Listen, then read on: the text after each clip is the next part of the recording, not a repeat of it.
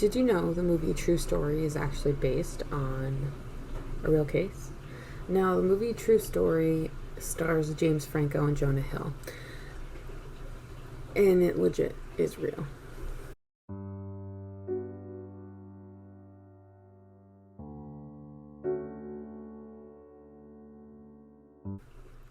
Hey guys, what's up and welcome back. If you're new here, I'm Liz, and today we're going to be talking about the murder of Christian Longo's wife and 3 children, and a disgraced journalist who Christian ended up assuming his identity. So the movie True Story is based on the book that Michael Finkel, who is the disgraced journalist we're talking about, wrote. Now, the book he wrote is called True Story, Memra Mea Culpa. And this recounts the case and his personal involvement with the person that took over his identity, which is Christian Longo. Though Michael writes about how he feels the need to emphasize the truthfulness of like what he reports, and that the truth can be like a slippery slope and a slippery concept, but it's better to stick to the facts. So, first of all, Michael Finkel wasn't always respectful in his accuracy of reporting, and he moved into a coveted writing position for the New York Times Magazine in his early 30s, and he got himself in a bind in a 2001 story about child laborers in Mali. So the reports of slavery on cacao plantations in Mali is what he specifically was writing about, and he found the reality to be far too complex for him to write about. His editor at the Times Magazine proposed that he focused mainly on one boy's journey from the poverty-stricken village to the plantation. The problem was that there was no single source for him to report from to tell the story, so he invented one from the interviews he had done with a number of laborers, and he ended up giving the story subject the real name of the boy he talked to. And because of this, he ended up being fired, he was exposed, and he just was publicly wrecked by his peers. So as one door closes, another one opens. He was at his Montana home in early 2002 when he got a phone call from another journalist asking about a case that he wasn't familiar with. So just before Christmas of 2001, the bodies of 2 children were discovered in a pond in coastal Oregon. Their ankles were tethered together by pillowcases weighted with rocks. So they were identified as Christian Longo's 2 oldest children, Zachary, who was 4, and Sadie, who was 3.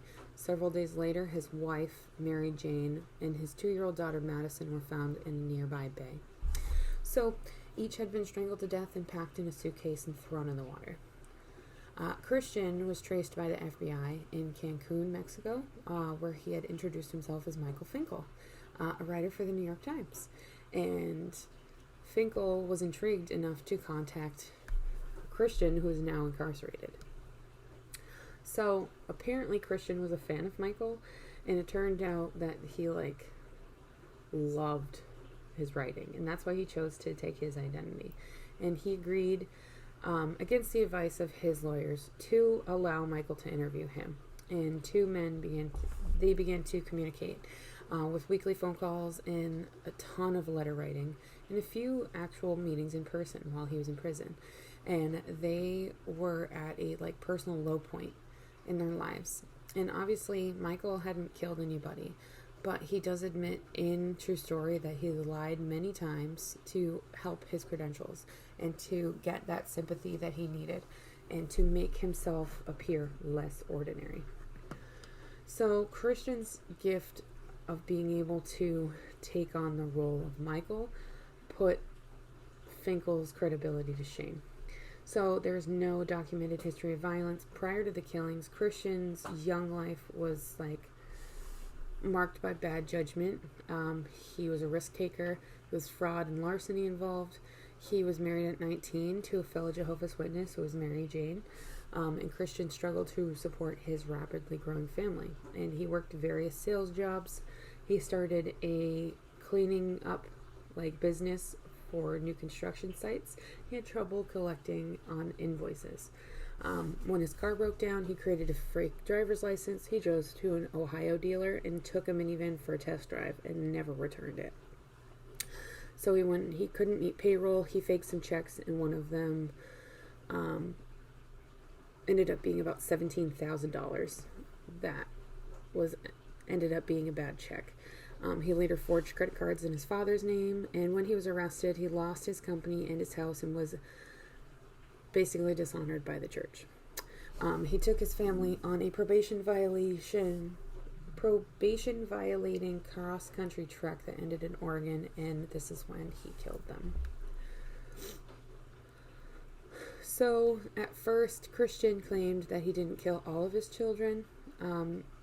He didn't initially plead not guilty.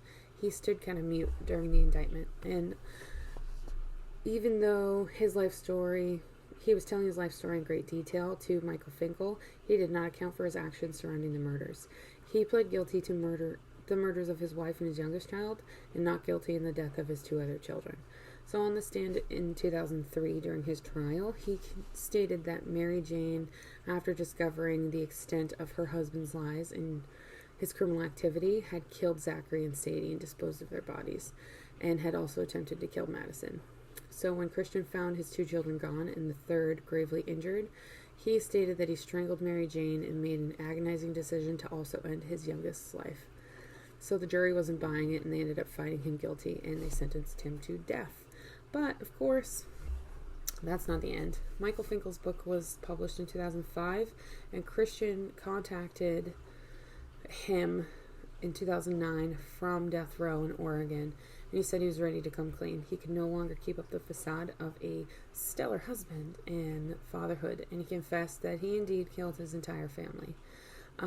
He strangled Mary Jane while they were in the midst of having sex, and he threw all of his children into the water while they were still breathing. He said that he was now ready to be executed and wanted his bodies to be donated, like body parts to be donated.